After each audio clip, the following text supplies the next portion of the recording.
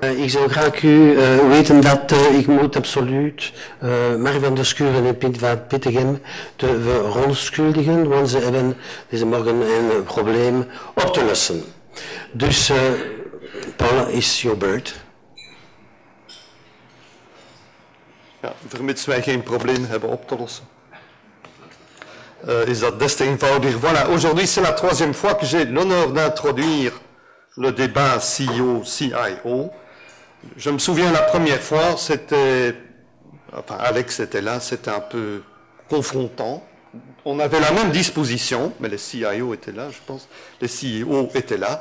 Je pense qu'aujourd'hui, on a fait le pas, on parle de Dream Team. Donc on a quand même, allez, je ne sais pas si c'est une évolution réelle, mais en tout cas, dans ce type d'assemblée, c'est une évolution marquée. Donc je ne sais pas si on atteint l'objectif d'améliorer les relations entre ces deux fonctions en 2 années de temps.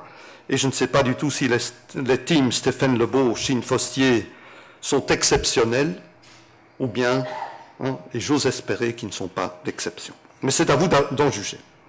Voilà, donc certainement il y a une évolution, CIO, CEO. Voor CIO is het duidelijk dat de tijd van de ivoren toren dat die voorbij is. Men zegt mij trouwens dat de meeste van die ivoren torens ondergronds waren. Heel veel in kelders. Bon, ik weet niet, er zijn mensen die tegen torens botsen en mensen die in de ondergrond kruipen.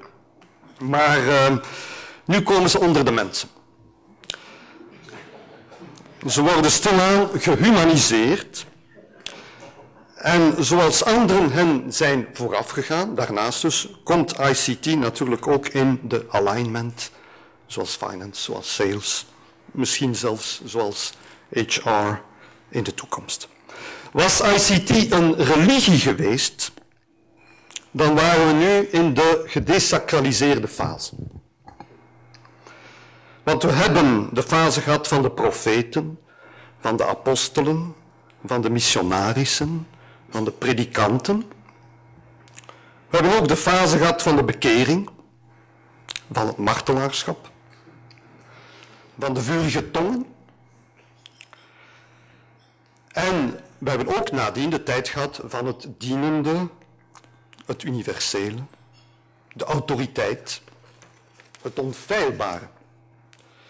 Ik denk dat we vandaag meer op het kruispunt staan van de tijden, met een stukje strijd tussen het meer conservatieve, verbiedende, een vleugje inquisitie zelfs, en langs de andere kant de hervorming met sociale media die een beetje de hedendaagse plakkaten zijn. Wat kan nu de CIO doen om de CEO in die beweging te ondersteunen? En dus gewoon mijn persoonlijke ideeën. Wij zien CIO's die businessinitiatieven ondersteunen, die dashboards en walls concipiëren om te kunnen aansturen, die modulaire bouwstenen aanreiken die toelaten sneller in te spelen op strategische aanpassingen, die vermijden dat te veel wordt ingezet op één modepaard, die risico's niet schuwen, maar ze kunnen inschatten en ze kunnen verduidelijken, die leren de verborgen regels van de onderneming te kennen. Elke onderneming heeft blijkbaar zijn verborgen regels. En die dus ook weten waar de baas van wakker ligt en waar zij zullen worden op beoordeeld. Le vrai défi pourrait d'ailleurs être l'alignment sur le CEO. Un CEO qui a davantage l'impression maintenant que l'ICT, après tout, ce n'est pas si hermétique que cela. Que le langage ICT doit s'adapter à son niveau de communication. Que les présentations PowerPoint, eh bien, c'est dépassé. Qu'on peut trouver à l'extérieur ce qu'on a mis des années à développer à l'intérieur, et que ce sera par définition moins cher, parce que le prix du matériel diminue et que donc le reste doit suivre. J'en fais une caricature, je sais, mais les caricatures parfois sont utiles. Et aux questions à l'affiche du forum, hein, sur les objectifs à atteindre de part et d'autre, le CEO pourra répondre simplement, eh bien, dans la mesure où cela permet de réaliser la stratégie de l'entreprise, nous suivons ces idées. Personnellement, je pense que le CIO peut attendre de son CEO qu'il saisisse les occasions pour anticiper, pas pour faire le tsunami, mais pour créer l'étincelle indispensable pour embraser toute l'entreprise et la rallier à des projets qui sont réellement transformants. Mais je pense que nos Dream Team seront davantage éclairants que cette brève introduction. En opvallend of niet, het zijn vandaag 2, het waren er oorspronkelijk zelfs 3, mannelijke teams. We weten nochtans dat de toekomst van ICT vrouwelijk is. Onze algemene vergadering van Agoria, A Moment of Publicity, is ten volle gewijd aan de technoladies. En voor de amateurs van quota, op de 1000-tal inschrijvingen zijn er 65% vrouwen. We hadden gepoogd vandaag dit te compenseren door een keynote die vrouwelijk is, maar ik heb begrepen dat wij ze zullen moeten vervangen door Francis Verquin. Niettemin zullen we hem omarmen als droom en als droom in de cloud. Ik dank u.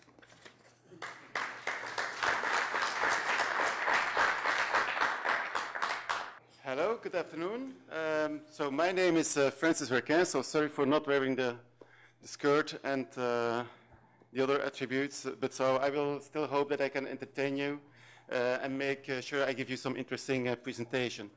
They actually asked me that in just 20 minutes I would give a presentation to explain you all about cloud, the business value, how should CIOs look at it, CEOs look at it. So quite a complex topic to just cover in 20 minutes, but we'll still try to give it my best.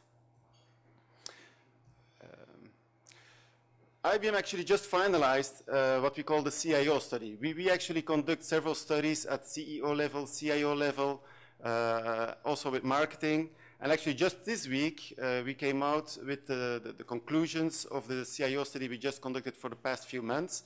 It's a study where we actually interview more than 3,000 CIOs, and I hope some of you have also been interviewed by IBM for this. And again, I cannot provide you the full report, but I hope that a few slides will also give you the interest to go read the full report afterwards. As you can see, it's actually interesting that both CIOs and CEOs are convinced in the study that technology will be a key driver for their business. Not just the technology itself, but actually the way that how it will be applied and the fact that it has to be applied to be differentiating to your competition. So we see that 58% of CIOs report that there is a big integration between technology and business. It's not just about the fact that you can no longer live without your email, or if tomorrow your servers go down that you have a big problem for your business, but also in the value creation part is that if you do not consider how you will use technology, it will be very difficult to be successful in your revenue streams as well.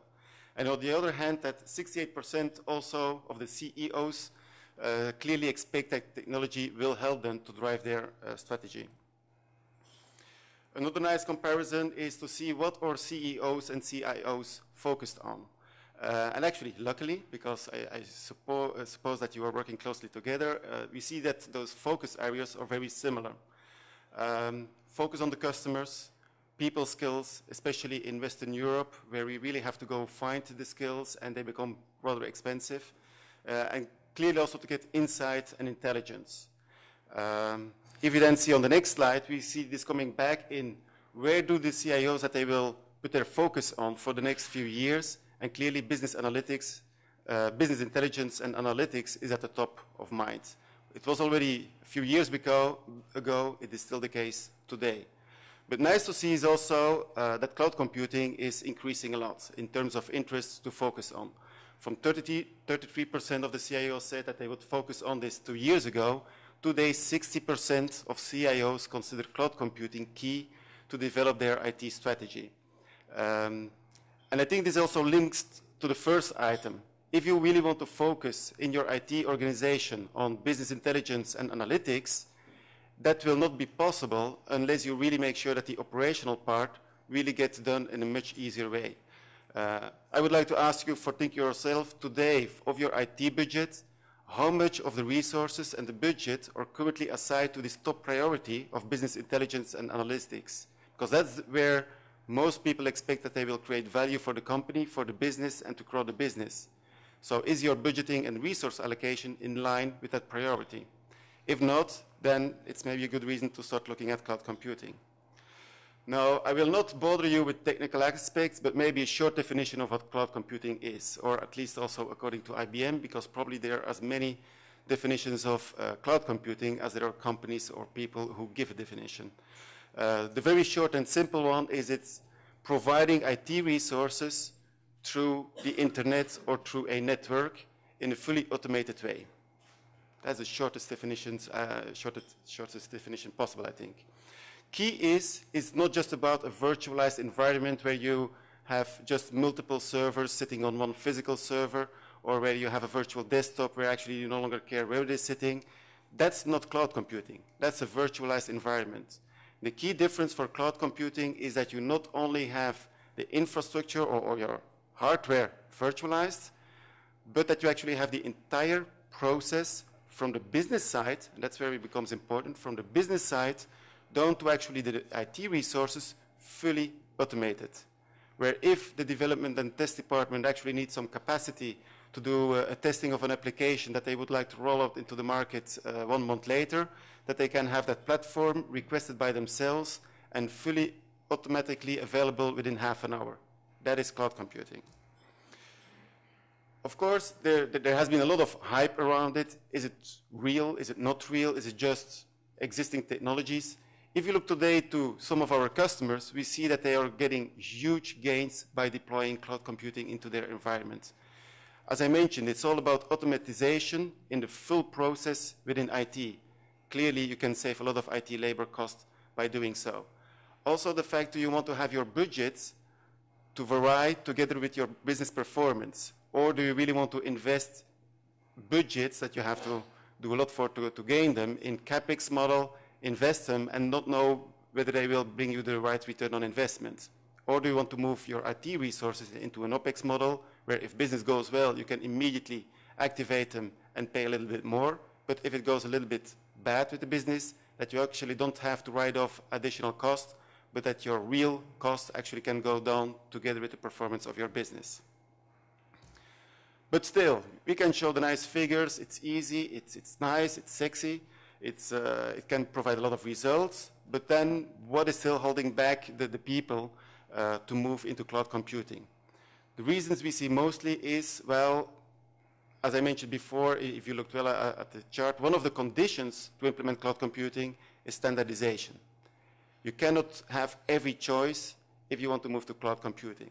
So if the business side is saying, I want to have this color and this size and this specification, then it will be difficult to move stuff into cloud computing. You need to be standardized, and for some business, it is actually difficult to really say, well, I still want to have my thing.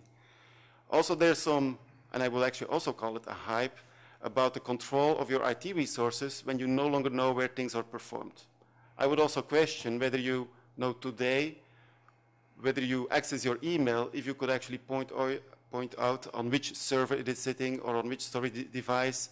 So I think this is really a fake reason why you should not move to cloud computing. Even on the contrary, and I will come back on that later, I would like to challenge that with cloud computing, you get even much more control. Because it's automated, you remove human errors, and you can get a nice dashboards which really show you what's happening.